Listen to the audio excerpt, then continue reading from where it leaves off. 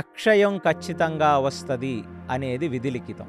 అది నారదుడు రాజసూయయాగం ముందు నాకు చెప్పాడు, రాజసూయయాగం తర్వాత వ్యాస భగవానుల వారు కూడా చెప్పారు. నేను ఇప్పటికీ ఒకటే ఉపేక్షిస్తున్నాను కృష్ణ, అన్నదమ్ములు కలిసి ఉంటే కలదు సుఖం. కాబట్టి నేను వాళ్లతో కలిసి యుద్ధం లేకుండానే వాళ్ళు ఇవ్వగలిగింది ఇస్తే అవి తీసుకొని రాజ్యాన్ని పాలించుకుందాం అనుకుంటున్నాను.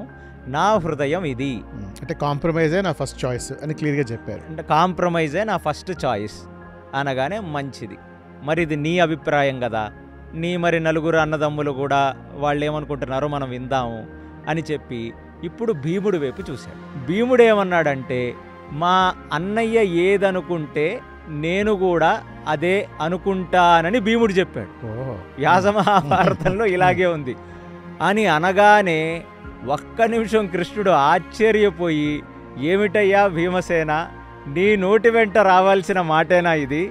నీ పరాక్రమం ఏమన్నా చల్లారిపోయిందా ఏమిటంటే, కాదు శ్రీకృష్ణ పరమాత్మ, నా అగ్నిహోత్రము చల్లారలేదు, నేను చల్లారలేదు. ఆ మాటికి వస్తే ఎప్పుడు యుద్ధం వస్తే నేను తీసుకున్న ప్రతిజ్ఞలు, అలా గుండెలు చీల్చి దుశ్శాసనుడు రక్తం తాగుతానన్న ప్రతిజ్ఞ కానీ, తొడలు విరిసి చంపేస్తానన్న ప్రతిజ్ఞ కానీ నాకు గుర్తున్నాయి. కానీ మేము నలుగురం ఎలా ఆలోచించినా ఫైనల్లీ మా అన్న ఏది చెప్తే మేము అదే విన్నాం.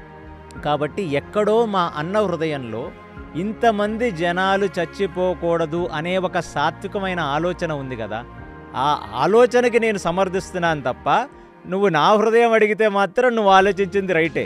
నాకు యుద్ధం కావాలి, వాళ్ళ గుండెలు చీల్చి వాళ్ళని చంపేయాలి. ఓకే అంటే నీకు కూడా ఇది ఈ మీ అన్న చెప్పింది ఓకే అనిపిస్తుంది కదా?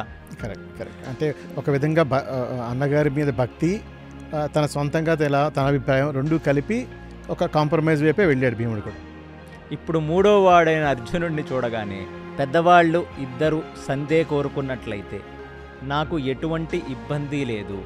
కాబట్టి నేను మా ఇద్దరు పెద్ద అన్నలు చెప్పిన మార్గంలోనే నేను ఉంటాను అని ఖచ్చితంగా అర్జునుడు చెప్పాడు. తర్వాత నకులుడు వైపు చూశాడు.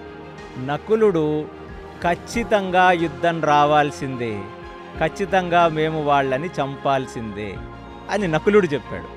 సహదేవుడు అందరికంటే చిన్నవాడు చూసి ఏమన్నాడంటే, ఒకటి మా అన్నగారిని గౌరవించటం మా ధర్మం, కానీ నాకు ఒక చాయిస్ దొరికితే మాత్రం ఖచ్చితంగా ఈ కురువంశంలో ఉన్న ఈ ధార్తరాష్ట్ర పిల్లలకి ఒక గుణపాఠం నేర్పించాల్సిందే అని అతను చెప్పాడు.